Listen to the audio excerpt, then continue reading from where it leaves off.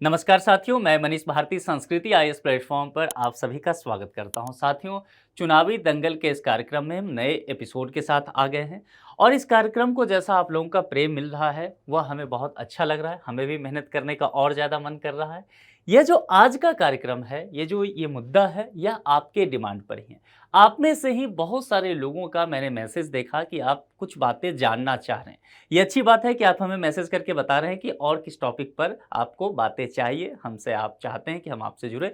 आप में से बहुत सारे लोग जो है इन तस्वीरों को लेकर के हैरानी जता रहे थे। ये तस्वीर जो है देखिए, यहाँ पर प्राइम मिनिस्टर हैं, एक ऑफिसर हैं, कोई बैठे हुए हैं, प्राइम मिनिस्टर नामांकन दायर कर रहे हैं और ये जो है खड़े होकर के ढेर सारा तस्वीर इंटरनेट में आप इस तरह का देख रहे होंगे। देखिए यहाँ पर एक कैंडिडेट आपको दिख रहा है, यह भी जो है खड़े होकर के यहाँ नामांकन पत्र दाखिल कर रहे हैं और जो अधिकारी हैं बैठ करके इनसे ये पत्र ले रहे हैं। आप में से यही बातें बहुत सारे लोगों ने पूछा कि ऐसा क्यों होता है। बाकी लीडर्स तो छोड़ दीजिए, प्राइम मिनिस्टर हों, बाकी मिनिस्टर्स हों, ये सभी भी यही करते हुए दिखते हैं। ऐसा क्यों किया जाता है? प्रत्याशी का नामांकन लेते समय क्यों खड़े नहीं होते रिटर्निंग ऑफिसर? ये बातें बहुत महत्वपूर्ण है। अब देखिए यहाँ पर एक दिलचस्प वाक्य है, इस तस्वीर को एक बार फिर से देखिए। पिछले कुछ दिन पहले जब एक व्यक्ति सेलेक्ट हुए थे और फिर मिलने आए तो मैंने उनसे यही बात पूछा था, तो उन्होंने यही बातें मुझे कहा था। उन्होंने कहा कि देखिए मोटिवेशन तो बहुत चीज़ों से मिल जाता है यूपीएससी का प्रिपरेशन करने को लेकर के, लेकिन हम लोग बैठे थे और उन्होंने इसी तस्वीर को लेकर के बात किया। बोला कि ये जो दिन है ना, ये देखने के लिए यूपीएससी एस्पिरेंट को ये समझना चाहिए और मोटिवेशन यहाँ से मिल जाता है कि आपको कितना अधिकार मिलने वाला है। देश के प्रधानमंत्री भी ना आपके सामने खड़े रहेंगे एक वक्त। आप समझ रहे हैं मैं क्या कहने जा रहा हूँ? तो उनका यही कहना था और जब आज मैं इस लेक्चर के लिए प्रिपरेशन कर रहा था तो मुझे उनकी बातें, उस ऑफिसर की बातें याद आ गई।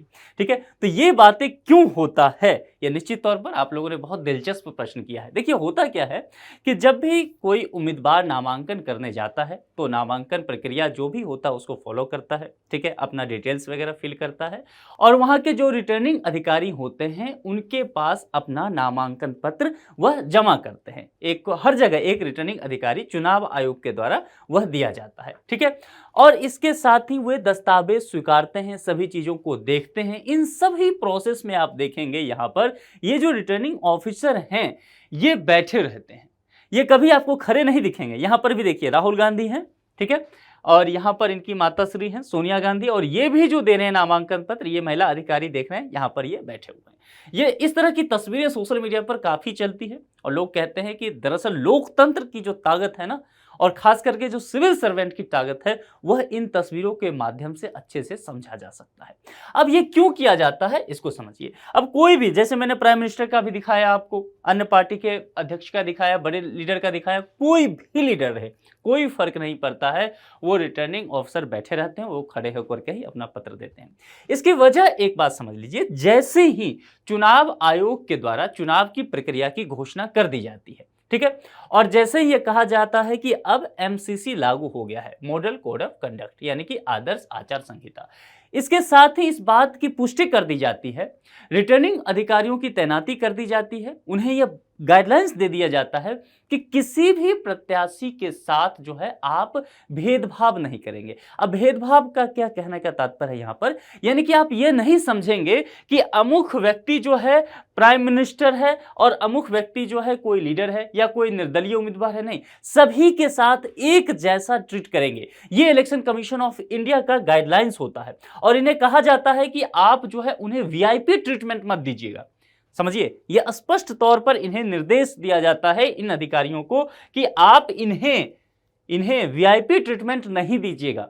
ये सामान्य प्रत्याशी के तौर पर ही आए और अपना नामांकन पत्र यहां पर दाखिल कर सके, ताकि एक आम भाषा में कहते हैं ना भौकाल बनना, तो वो भौकाल यहां पर नहीं बन सके। सभी के लिए जो है चीजें यहां पर बराबर हो सके, यह बात यहां पर कहा गया है। चाहे कितनी भी बड़े पद पर बैठा राजनेता क्यों ना हो, इस बातों से कोई फर्क नहीं पड़ता है। प्रोटोकॉल के अनुसार एक प्रत्याशी को नामांकन के समय वीआईपी ट्रीटमेंट नहीं दिया जा सकता है और यही जो कारण है, यही कारण बनता है कि रिटर्निंग अधिकारी जो है वह अपने कुर्सी पर आराम से बैठे रहते हैं। हाँ, बाहर बहुत बड़ी रैली वगैरह निकाल के आते हैं, ये नामांकन दायर करने आते हैं, आप लीडर को देखते होंगे, इनके साथ इनके समर्थक बड़ी बड़ी रैलियों में आते हैं। लेकिन जब ये जाते हैं अंदर, रिटर्निंग ऑफिसर के पास जाते हैं, तो जो कुछ प्रस्तावक होते हैं, कुछ सीनियर लीडर होते हैं, कुछ ही लोग इनके साथ जाते हैं वहाँ ऑफिस के अंदर, और वहाँ पर सारा फॉर्म वगैरह फिल होता है, ये साइन करते हैं, अपनी पूरी जानकारी देते हैं और फिर जो है वह अधिकारी को सौंप देते हैं। तो ये मसला आपका क्लियर हो गया होगा। तो आप समझ में आया कि अगर यूपीएससी एस्पिरेंट आप हैं तो आपके लिए मोटिवेशन का जो एक केंद्र है ना, वह यह भी होना चाहिए कि इस दिन के लिए ये जो शक्ति है, ये जो पावर आपको मिलने वाला है, यह बहुत खास शक्ति है। इस दिन के लिए भी आपको यहां से मोटिवेशन लेकर के जी जान झोंक करके तैयारी करनी चाहिए। ठीक है, तो मैं उम्मीद करता हूं कि आपकी जो जिज्ञासा है वह शांत हुआ होगा।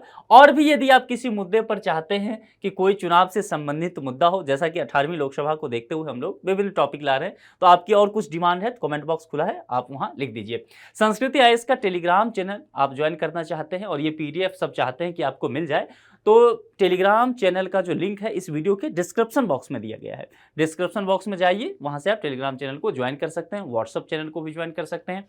संस्कृति आईएएस के यूट्यूब चैनल को यदि अभी तक आपने सब्सक्राइब नहीं किया है तो प्लीज़ सब्सक्राइब कर लीजिए। इस लेक्चर में इतना ही रखते हैं, फिर मुलाकात होगी। Thank you.